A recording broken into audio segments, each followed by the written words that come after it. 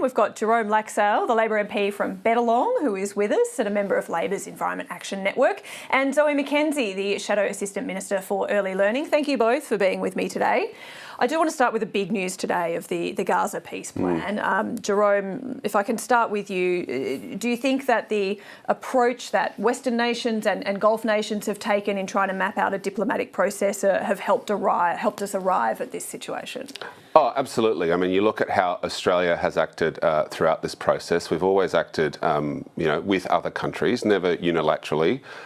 Latest evidence of that was at the UN, where we recognised the state of Palestine with the UK, Canada and France. And we now see President Trump working with the Arab League nations. And I think that's a really important development. Did it really actually take Donald Trump to get involved for this? Is that really the marker of what has moved things forward? Well, I think the US has a very special relationship with affairs in the Middle East, right? As do the Arab Leagues. And the fact that they're both working together and have struck this deal, we anticipate, importantly, ensuring that there's no involvement of Hamas, which is something that has been Australia's position for quite a long time. So I'm hopeful. It is progress, and hats off to the US and to the Arab League nations for getting there. Zoe, we've got a tense weekend to get through before apparently hostages are released on Monday, but there must be a lot of relief amongst the community, even here in Australia where there are many connections in Victoria to your state, to people who are directly affected by this. So there must be a real outswelling of emotion at the moment. Both here, obviously, and in Israel. I imagine Hostage Square right now would be quite a site for gathering reflection and gratitude for what has happened. It was interesting, it was the second year anniversary on Tuesday of the 7th of October, and I went back through some of the emails and letters I had received from members of Melbourne's Jewish community, in particular gratitude for the bipartisan trip I went on in December, straight after the October events, and indeed, the advocacy for making sure anti-Semitism did not spread in Australia. We've had a terrible couple of years of anti-Semitic acts. Hopefully this will put all of that to an end. Well, we want to see peace in the Middle East, but we want to see greater social cohesion at home as well. And I hope that is what we will see. Now, I did mention there's a lot going on, so I want to do a bit of a handbrake turn to a very domestic issue. And Jerome, it's one that is related to you specifically, given you're the chair of the Joint Standing Committee on Electoral Matters. And there's been a bit of discussion this week about the inquiries that you'll be undertaking, including looking at the possibility of expanding the size of the Australian Parliament, possibly having more politicians. What are you going to be looking at? Well, the last time Parliament was expanded was in 1984. And at that time, each lower house MP looked after about 104,000 citizens. We've now got some seats that have over 200,000 Australians per seat. And we'll just be asking for people's feedback on that concept, There's a really interesting poll from the Australia Institute. Only 15% of people have spoken to the MP before. Only 37% of people can name their local MP. Is this the type of representation that people want? It takes me 2 to 3 months to respond to an email because I get so many. I don't like that it takes me that long. Must be very frustrating for constituents. Yeah, it is frustrating for me. It's frustrating for constituents. I'd love to do more, but I simply don't have the time. So we'll be unpacking that.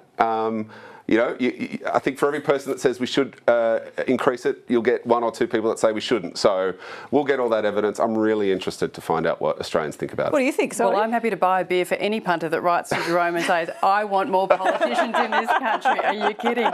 And may I say, Jerome, it doesn't take me 2 or 3 months to get back, unless, of course, I have to refer an email inquiry to a minister, in which case it does take a long time. But I do try and get back to my constituents. But you've got a lot of constituents. Yeah, we do. We do. Too many? And, of course, our officers work 24/7. Right? We have the most amazing people who work for us, and they work their guts out for our constituents, and that is a joy, and that is a privilege for what we get to do.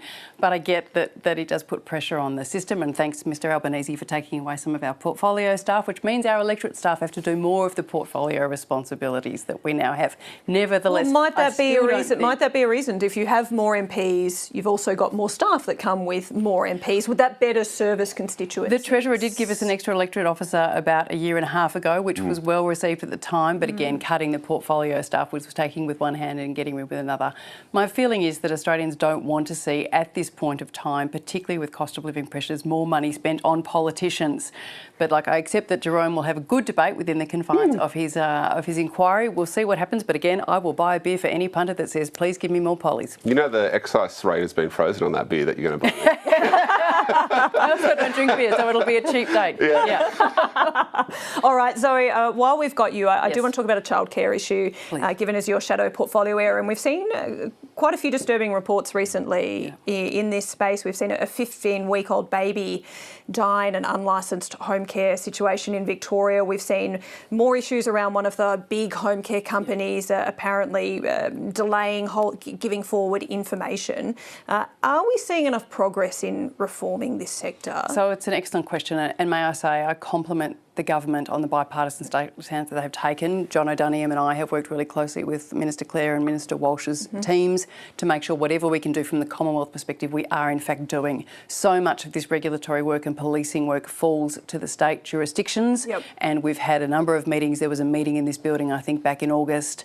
They really need to be very front-footed. To be fair, some of the revelations from the ABC today are in fact historical, but nevertheless, it's a reminder that action is urgent, exactly right, and that we must do all we can to get to the bottom of it, because parents are really worried about what they're seeing. Now, may I say, though, we put to the test today in the floor of the Parliament measures to increase vigilance around child sexual abuse material.